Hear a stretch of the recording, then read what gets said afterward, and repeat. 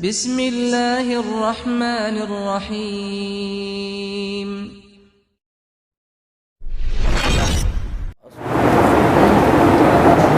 الحمدللہ، اللہ رب العزت کے فضل و کرم سے ہمیں زندگی میں ایک بار پھر اس کلاس میں حاضر ہونا نصیب ہوا۔ دعا ہے اللہ رب العزت ہم سب کی اس حاضری کو قبول فرمائے۔ عموماً ماہ جون جولائی میں پچھلے سالوں میں بھی ہم ایسی کلاسز کا اہتمام کرتے رہے ہیں، اور اس میں بڑی بنیادی بات اور اس کی بنیادی ریزن یہی ہے کہ طلباء چونکہ پورا سال اپنی اسکول کی اسٹڈی میں مصروف ہوتے ہیں، اور انتہا درجے کی مصروفیت بچوں کی ہوتی ہے،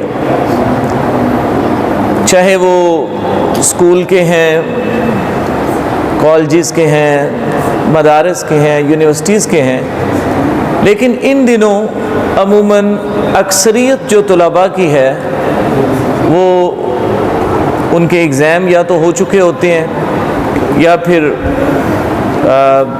ہو رہے ہوتے ہیں، یا پھر کم از کم یہ ضرور ہوتا ہے کہ اسکولوں سے چھٹیاں ہو چکی ہوتی ہیں۔ اور میں دیکھ رہا ہوں کہ اکثریت ہمارے ایسے ہی طلباء یہاں پہ بیٹھے ہوئے ہیں، ورنہ عام طور پہ اس ٹائم میں پتہ چلتا ہے جی بچے ابھی تو اکیڈمی سے ہی چھٹی نہیں ملی تو وہ کیسے اسپارہ پڑھنے کے لیے آئیں۔ ہمیں اس طرح کے حالات کا سامنا رہا ہے پہلے بھی، اور یہ کوئی نئی بات نہیں ہے، اور یہ کوئی انوکھی بات بھی نہیں ہے۔ یہ اوورآل ہمارا سسٹم تعلیم کا ایسا ہو چکا ہے کہ بچوں کی اور والدین کی اور اساتذہ کی مجبوریاں اس طرح کی ہیں کہ ایک تو سلیبس بڑے ٹف ہو چکے ہیں اور ایک کمپٹیشن بہت زیادہ ہو چکا ہے، تو بس اس دوڑ کی وجہ سے پورا دن ہم اسکول ایجوکیشن کی دوڑ میں ہی لگے رہتے ہیں۔ ٹھیک ہے، بڑی اچھی بات ہے، اس میں ہمیں محنت کرنی چاہیے، لیکن پیارے بچوں، ہم سب سے پہلے مسلمان ہیں، تو بحیثیت مسلمان ہمیں یہ دیکھنا ہے کہ سب سے پہلے اور سب سے زیادہ ذمہ داری ہم پر کس چیز کی ہے؟ ہم کس کے بندے ہیں؟ سارے بولیے ذرا، کس کے بندے ہیں ہم؟ اللہ تعالیٰ کے۔ سارے بولیے، کس کے بندے ہیں؟ تو جب اللہ تعالیٰ کے ہم بندے ہیں تو پھر سب سے پہلے اللہ تعالیٰ کے احکامات ہم پر لازم ہیں۔ اور آپ کو یہ بھی پتہ ہونا چاہیے کہ آپ اسکول میں مختلف کتابیں پڑھتے ہیں، مختلف سبجیکٹس پڑھتے ہیں، تو کوئی ایسی کتاب مجھے بتائیے کہ جو آپ نے آج سے 2 4 سال 5 سال پہلے پڑھی ہو اور آج آپ کو حرف بہ حرف یاد ہو۔ یاد ہے؟ نہیں یاد۔ لیکن بحیثیت مسلمان اللہ تعالیٰ نے ہمیں جو کتاب عطا فرمائی ہے قرآن مجید، اور حکم ہے کہ اس کو پڑھنا ہے، صرف پڑھنا نہیں، اس کو سمجھنا بھی ہے، صرف سمجھنا نہیں، اس پہ عمل بھی کرنا ہے، اور عمل کر کے آگے دوسروں کو بھی اس کا پیغام پہنچانا ہے۔ صرف یہ ایک کتاب ہے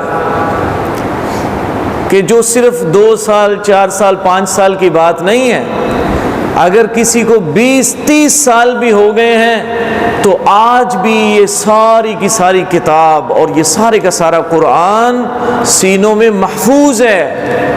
یہ نہیں مطلب کہ 10 سال ہو گئے ہیں تو اب قرآن پاک بھول گیا ہے۔ بے شمار ہزاروں میں آپ کو ایسے لوگ ملیں گے، ہزاروں کی تعداد میں، کہ صرف قرآن پاک ایسی کتاب ہے کہ یہ سینوں میں محفوظ رہتی ہے، باقی دنیا کی کوئی کتاب محفوظ نہیں رہتی، چاہے وہ آسمانی کتابیں کیوں نہ ہوں، تورات، زبور، انجیل، وہ کتابیں بھی آتی رہیں، لیکن اپنے وقت کے ساتھ ساتھ ان کا جو ہی وقت گزرا، بلکہ اپنے دور میں ہی اس میں رد و بدل ہو جاتا تھا اور لوگوں کو حفظ نہیں ہوتی تھی۔ قرآن پاک ایسی کتاب ہے کہ اس کے حفظ کرنے کی تعلیم بھی ارشاد فرمائی گئی ہے، اور ہر دور میں ہزاروں لوگ ایسے موجود ہوتے ہیں کہ جن کے سینوں میں یہ کتاب محفوظ ہوتی ہے۔ تو آپ بڑے خوش قسمت ہیں، آپ اس کتاب کے پڑھنے کے لیے بیٹھے ہیں کہ جس کو میں نے جیسا کہ عرض کیا کہ پوری دنیا میں ہزاروں لوگ ہیں ایسے کہ ان کے سینوں میں یہ کتاب محفوظ ہے۔ تو ہمیں بھی کوشش کرنی چاہیے کہ ہمیں بھی اس کتاب کا کچھ نہ کچھ حصہ لازمی طور پہ یاد ہو جائے۔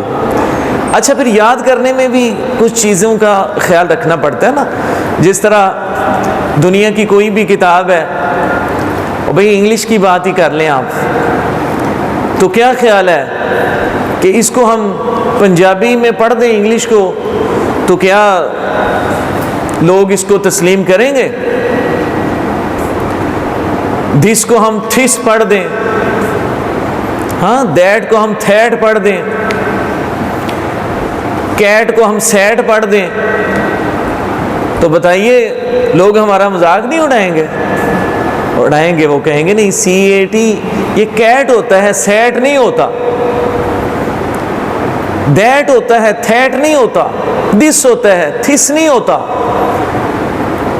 کیوں لوگ ہمیں ٹوک دیں گے؟ وہ کہیں گے کہ چونکہ انگلش کو پڑھنے کے رولز یہ ہیں کہ اس کو ایسے پڑھا جاتا ہے، انگریزوں نے اس کے رولز یہ بنائے ہوئے ہیں،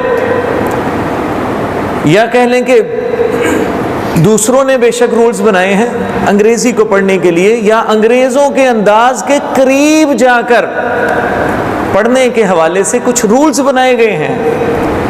بھئی ان کو جب تک فالو نہیں کرتا تو لوگ کہیں گے یہ تو جاہل ہی ہے، اس کو پتہ ہی نہیں ہے کیسے پڑھتے ہیں، اور لوگ اس کو پڑھا لکھا سمجھیں گے نہیں۔ تو قرآن پاک کے بارے میں وہ کتاب کہ جو اللہ تعالیٰ نے بھیجی ہے، اور اس زبان میں یہ کتاب ہے کہ جو زبان جنتی لوگوں کی زبان ہونی ہے، اور آج بھی دنیا کے 20 سے زیادہ ممالک میں یہ زبان بولی جاتی ہے، اور قرآن پاک عربی میں ہے، تو مجھے بتائیے کہ قرآن پاک کو پھر ہم کیا اپنی مرضی سے پڑھ سکتے ہیں؟ بتائیے ذرا، اپنے انداز سے پڑھ سکتے ہیں؟ بعض اوقات ہم تلفظ کے ساتھ بتا رہے ہو نا کہ بھئی اس کو تلفظ کے ساتھ پڑھیں، تو کچھ لوگ اس کا جواب یہ دیتے ہیں جی ہم ذرا سادہ ہی پڑھتے ہیں قرآن پاک۔ سادے والی بات کوئی نہیں، انگریزی کو سادہ نہیں پڑھتے آپ، انگریزی کو تو آپ کوشش کرتے ہیں کہ پروننسیشن ایسی ہو کہ جو جس طرح انگریزوں کی ہے، تو پھر قرآن پاک کو پڑھنے کے حوالے سے ہماری ادائیگی ویسی کیوں نہیں ہوتی کہ جیسے عربوں کی ہے؟ اور بھائی جن کی زبان ہوتی ہے ان کے لہجے میں پڑھنے کا حکم ہے، تو اہل عرب کے لہجے میں قرآن حکیم یا عربک کو پڑھنے کا حکم ہے۔ اس کے بارے میں ہم اپنے پاس سے مختلف دلائل دیتے رہتے ہیں جی چونکہ ہم ذرا سادہ ہی پڑھ لیتے ہیں۔ تو ایسے لوگوں کو بندہ پوچھے کہ انگریزی بھی سادہ ہی پڑھ لیا کرو پھر، تو پھر لوگ تمہیں جاہل کہیں گے، کوئی بھی تمہاری انگریزی کو ماننے کے لیے تیار نہیں ہے، کوئی بھی پڑھا لکھا نہیں کہے گا۔ بہرحال یہ موضوع لمبا ہو جائے گا اور گاہے بگاہے انشاءاللہ ہم اس پہ بات کیا کریں گے۔ پہلا دن ہے تو یہ ضروری ہے ہمیں پتہ چلے کہ کیوں ہم اس کلاس کے لیے جمع ہوئے ہیں، کیا ہمارا مقصد ہے، اس کی کیا ضرورت ہے۔